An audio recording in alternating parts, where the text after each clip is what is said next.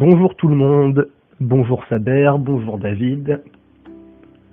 Je voulais faire une vidéo concernant une nouvelle dynamique qui apparaît sur YouTube avec les lives et débats sur Hangout pour parler de politique, de sujets de société, etc. Et spécialement des gilets jaunes qu'on peut voir sur la chaîne de Saber Solo qui peuvent réunir 7 à 8 personnes qui sont très intéressants ou je pense également au live de David auquel j'ai assisté et que j'avais apprécié. J'aurais aimé faire cette réponse plus tôt, mais malheureusement j'ai attrapé une rhinopharyngite qui s'entend peut-être encore un peu, donc désolé par avance si c'est gênant. Mon objectif dans cette vidéo, ça n'est pas d'apporter des éléments de fond sur les sujets qui sont traités dans les lives, mais je voudrais me concentrer sur des questions formelles en fait, de logistique, de manière à essayer de contribuer avec les moyens qui sont les miens à cette dynamique. Voilà. Je voudrais commencer par un point rapide avec le live de David. Et puis après, il faut souvent aussi, c'est le problème, il faut être à deux, il faut que quelqu'un s'occupe des commentaires. Et comme ça t'évite de lire juste les petits messages que vous vous passez les uns et les autres. Parce que des fois, je suis dans vos discussions. Qu'est-ce qui s'adresse à moi? Il faudrait aussi, par exemple, mettre un petit icône quand ça s'adresse à moi, comme ça je passe plus vite les questions. Alors, c'est quelque chose qui est complètement possible et assez simple. Je vais commencer par ça. On est ici sur le live d'Euronews. Pour envoyer un message à Euronews, je vais dans le chat et je commence mon message avec un arrobase, puis j'écris Euronews.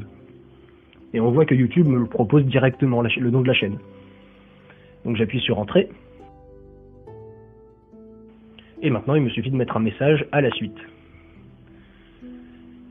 Donc pour les besoins de la démonstration, je vais m'envoyer un message à moi-même. Ça marche avec n'importe qui dans le chat d'ailleurs.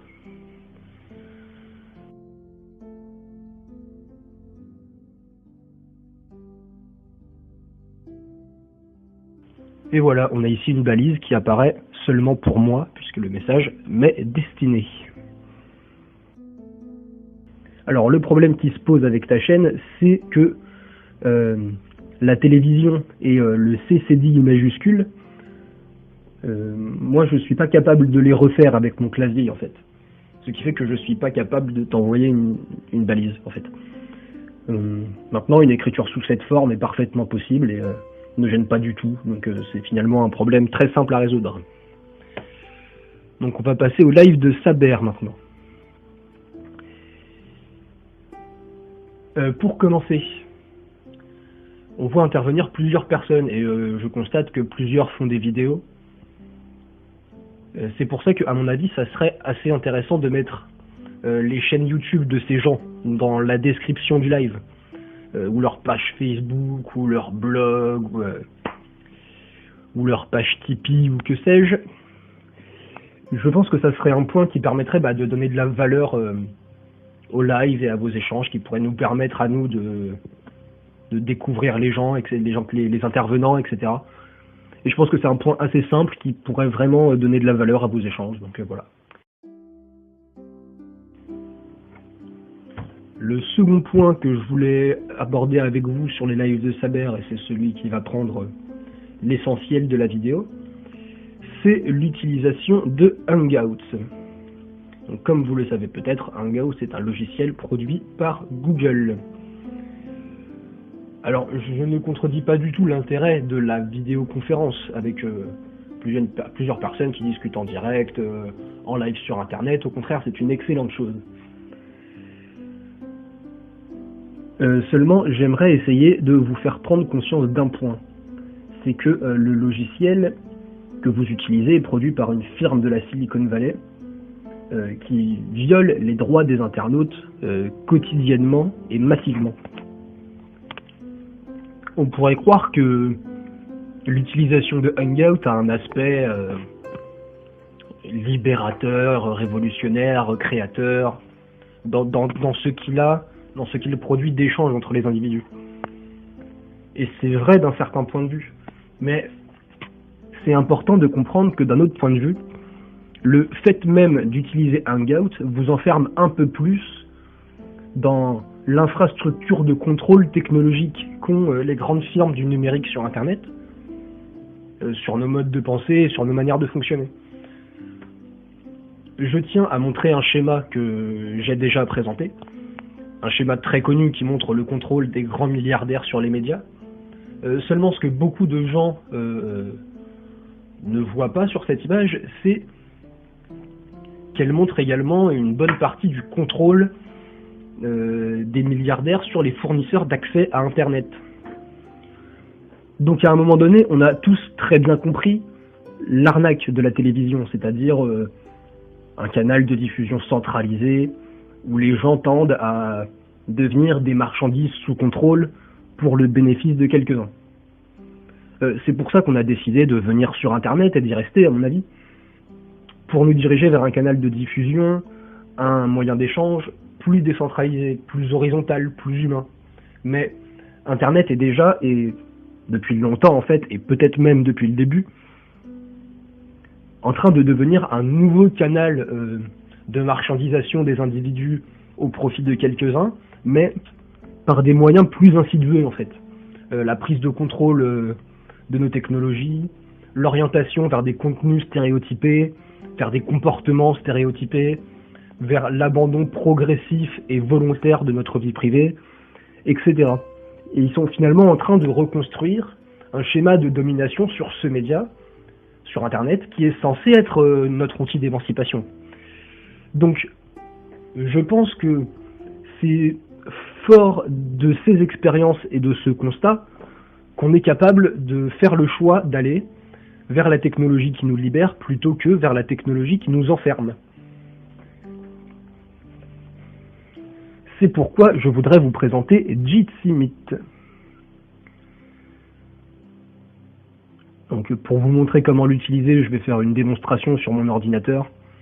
Ça va être très simple puisque c'est un clone du Hangout de Google ou du Skype de Microsoft. L'utilisation est exactement la même, la tâche remplie est la même, donc ça va être très rapide. Mais avant de faire cette présentation, je voudrais m'arrêter un peu pour expliquer ce que Jitsimit a de particulier et de libérateur. Alors, Jitsimit est ce qu'on appelle un logiciel libre, c'est-à-dire qu'il est produit par des programmeurs bénévoles et mis en ligne sur Internet, gratuitement. Ce qui distingue un logiciel libre d'un logiciel non libre, c'est sa propriété intellectuelle. Pour un logiciel comme Hangout, la propriété intellectuelle du logiciel est privée. Elle appartient à Google. Cela veut dire que la série d'instructions qui compose le programme est inaccessible pour tout le monde sauf Google.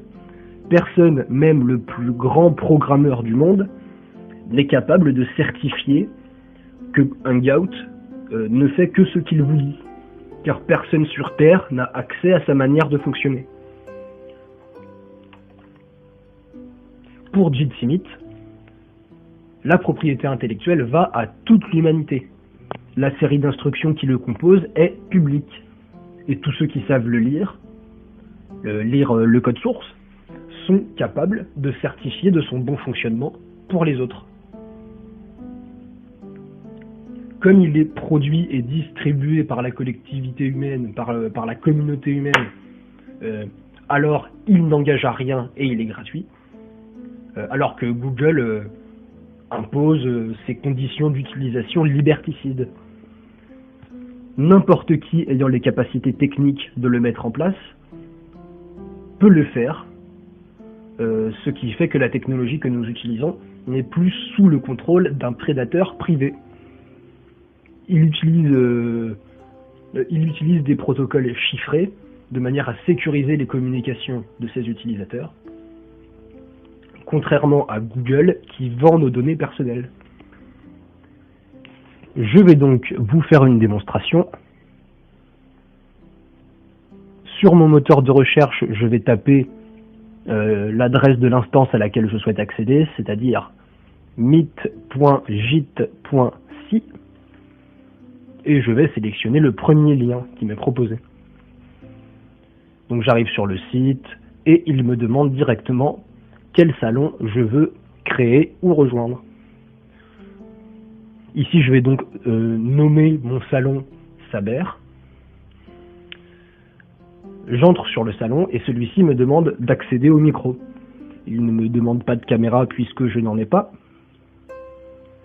Je dis donc non au micro pour les besoins du tournage et me voilà à l'intérieur. On se rend rapidement compte que c'est assez familier de ce que vous pouvez connaître avec Hangout. Avant d'aller plus loin,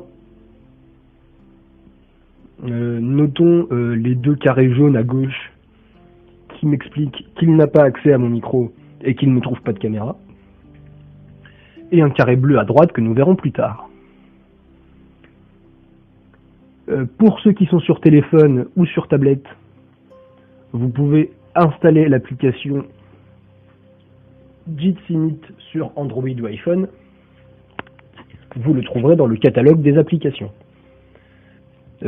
L'application vous enverra directement sur l'instance meet.jit.si et il vous suffira de rejoindre le salon Saber en l'occurrence.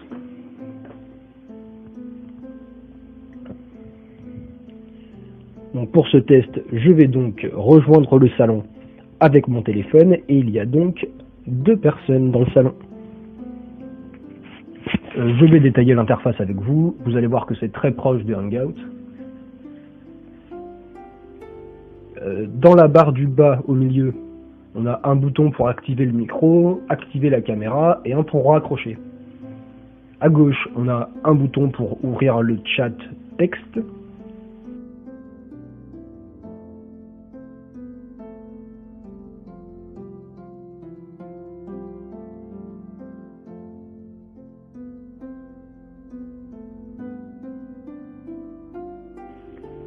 On a ici un bouton pour lever la main.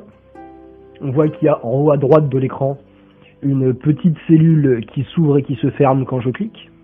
Ça sert à dire que je souhaite prendre la parole. Et ça n'existe pas sur téléphone.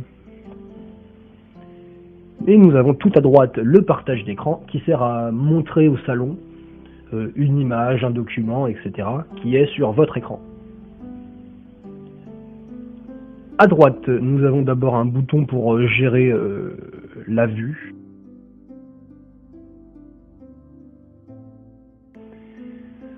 Juste à côté, un bouton qui sert à inviter des gens en utilisant leur numéro de téléphone.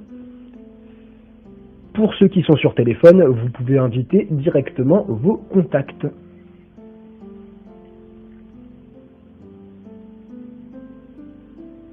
Encore à droite, nous avons le bouton d'information qui est le fameux carré bleu que nous avons vu au début.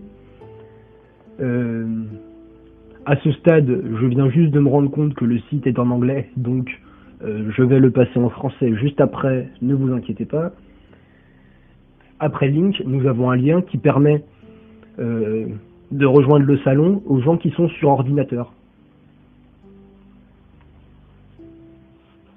Alors, pour mieux comprendre les informations qui sont en dessous, je vais cliquer sur « Plus de numéros ». Et on voit ici les numéros à appeler en fonction de votre pays pour rejoindre le salon par téléphone. Le numéro en France est donc le 01 84 88 64 78. Le message juste au-dessus des numéros nous donne le code PIN à rentrer dans le téléphone pour rejoindre le salon.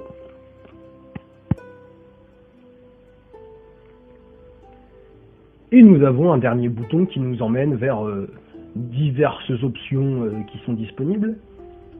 Il est possible de changer la qualité vidéo, de passer le salon en plein écran, de commencer un live sur YouTube, ce qui n'est possible que si vous avez une caméra sur votre ordinateur. Vous pouvez enregistrer un échange, partager une vidéo YouTube, travailler sur un document texte en groupe, et d'autres options encore qui ne sont pas forcément utiles à présenter.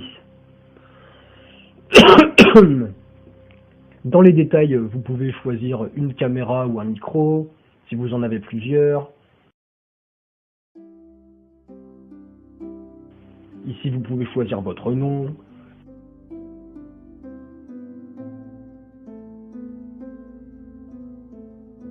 Ici, vous pouvez rentrer des calendriers, je ne sais pas à quoi ça sert. Et ici, vous pouvez choisir la langue. Avec d'autres petites options. Tout le monde commence caméra éteinte, tout le monde commence micro éteint. Et l'autre, je sais pas à quoi ça sert.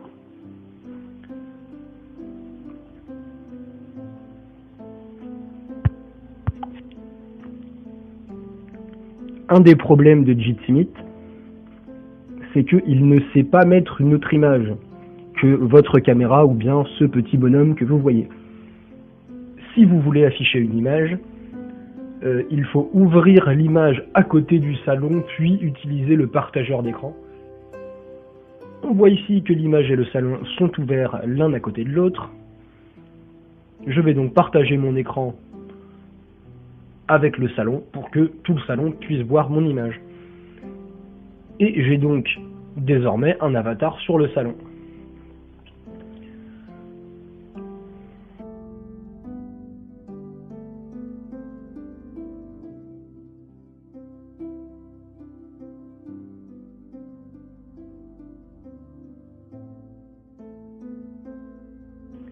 Il faut bien comprendre que Jitsi, ce n'est qu'un petit pas dans la compréhension des enjeux de nos conditions d'internautes.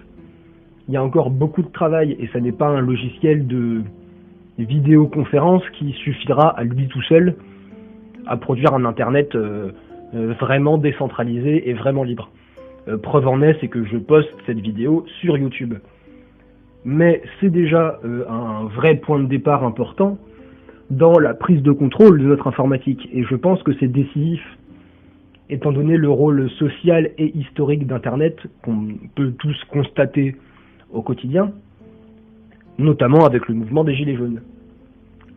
Si tout le monde faisait comme ça des petits choix simples, des petits choix technologiques simples, sans avoir à apprendre l'informatique par ailleurs, mais il y a comme ça toute une série de bonnes habitudes à prendre qui sont pas compliquées et qui changent vraiment les choses, qui s'attaquent directement à la domination américaine et ultra-capitaliste sur le monde. Et si on ne le fait pas, on prend le risque qu'Internet retombe définitivement dans le schéma de la télévision, en apparence plus libérateur, mais dont les modes de domination sont plus pernicieux et plus profonds. J'espère que je me suis bien fait comprendre et que vous serez sensible à mes remarques. Pour ceux qui veulent aller plus loin sur ces sujets, je vous orienterai vers mes vidéos numéro 1, numéro 8 et numéro 9. Et plus globalement vers ma playlist Émancipation numérique, qui vont t'apprendre des choses, j'espère, et te renvoyer vers d'autres gens. Et tout ça te permettra d'avoir une bonne base pour comprendre ces sujets. Et pour les techniciens qui veulent des détails sur le fonctionnement de Jitsi, je vous laisse une vidéo de Paf le Geek dans la description. En tout cas, merci d'avoir regardé, plein de bonnes choses, et puis à la prochaine.